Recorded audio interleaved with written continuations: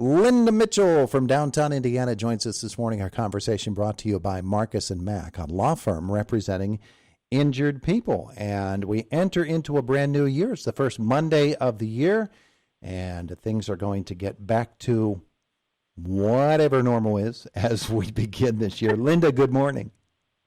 Good morning, and Happy New Year. Hey, it's good to be into a new year, and as I was talking to you a couple of moments ago, looking forward. No one really cares to look in the rearview mirror at what just happened.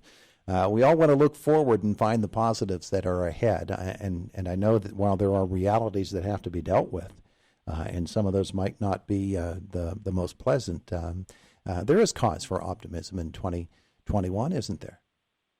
There absolutely is. We want to get back to doing some of our events, maybe introduce some new events.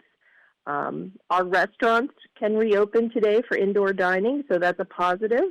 So if you've been missing indoor dining, get out to one of our restaurants, check their websites or Facebook pages and see what their hours are and specials, and get out there and support our restaurants.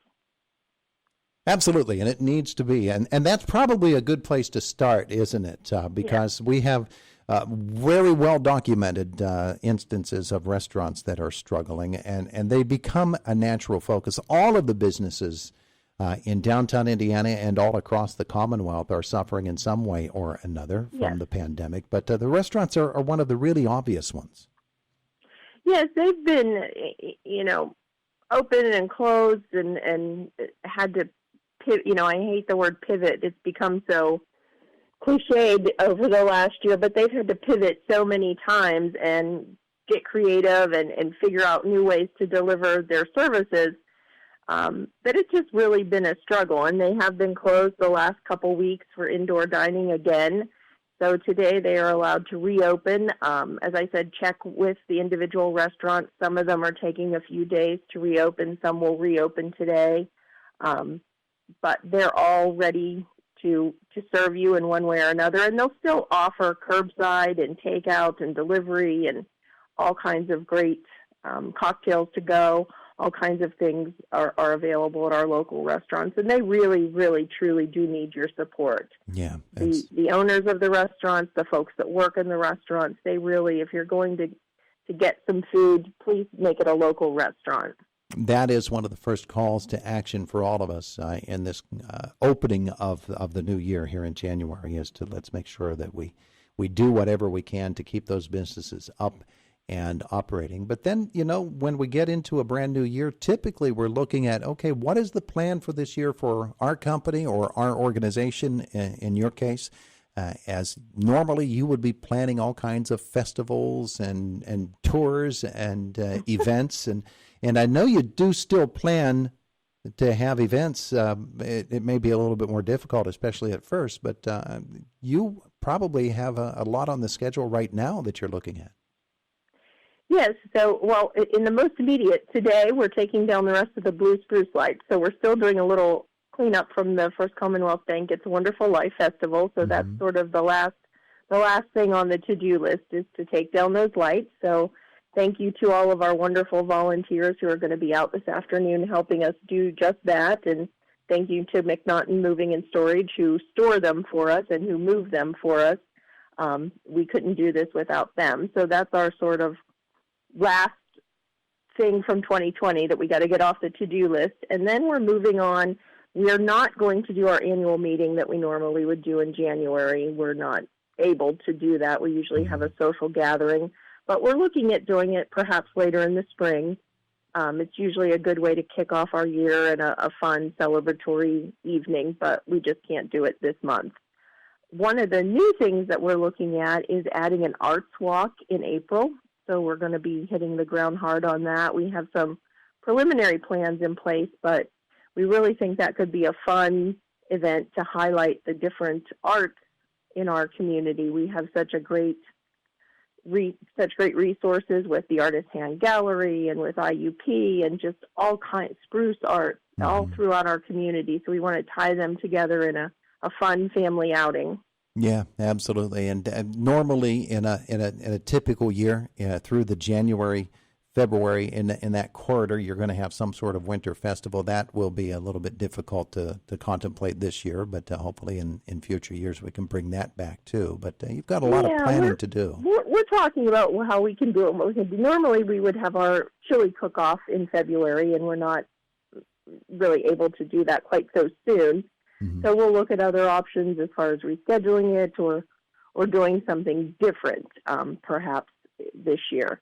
So we're still not quite out of the woods yet as far as just going back to our normal slate of events, but we also want to make sure that we're doing things to highlight our stores, highlight our restaurants. We have Valentine's Day coming up, so that's a big shopping and dining time, and we want to make sure that we're doing something to highlight that in the downtown. And as I said, we're planning our arts walk, and we're looking at what we can do with winter warm-up, and then we'll also be talking to the folks that we work with. We support the folks who do West Sylvania Jazz and Blues Festival, so we'll have to be, talking to them. And then hopefully as we move into summer, we'll be back to normal a little bit more. You have the opportunity, I know, to discuss events, planning, and things of that nature with organizations like yours in other towns across Western PA and really across the Commonwealth, and even in some other states as well. Are you finding anything innovative that they might be doing that you could incorporate here, specifically pandemic related, or is it just an exchange of ideas right now? Kind of an exchange of ideas. We're all sort of in the same boat in that we're trying to make events more outdoor focused, maybe do more walks where you walk from place to place so that everyone's not congregating in one place at one time. That's sort of what we can't do right now. So we're focusing more on maybe events that move from place to place so that you only have small groups of people at each stop, if you will.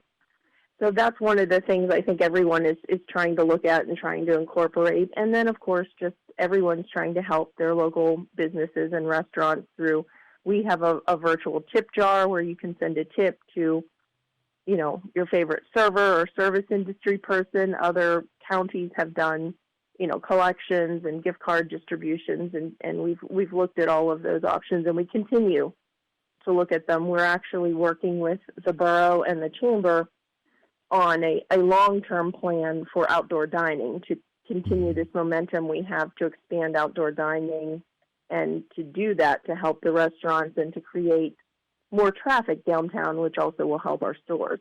Yeah, I don't guess that anybody in Indiana bought any of those igloos that they have in some of the other places, those big plastic igloos for outdoor dining.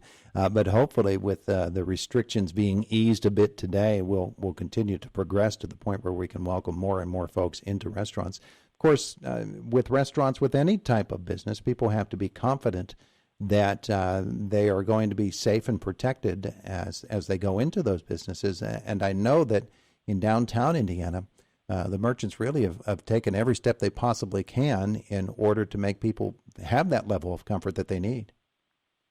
Yes, absolutely. Our merchants have done a wonderful job of using their downtime when they were shut down to beef up their websites, create new websites, get more of their merchandise on websites. So if you want to do online ordering, many of them will accommodate you curbside pickups. If you know what you want, they'll bring it out to your car for you. They will do special hours if you don't feel comfortable coming in during normal business hours when other folks might be shopping. A lot of them will accommodate you in, opening up early or staying late so that you can be the only shopper.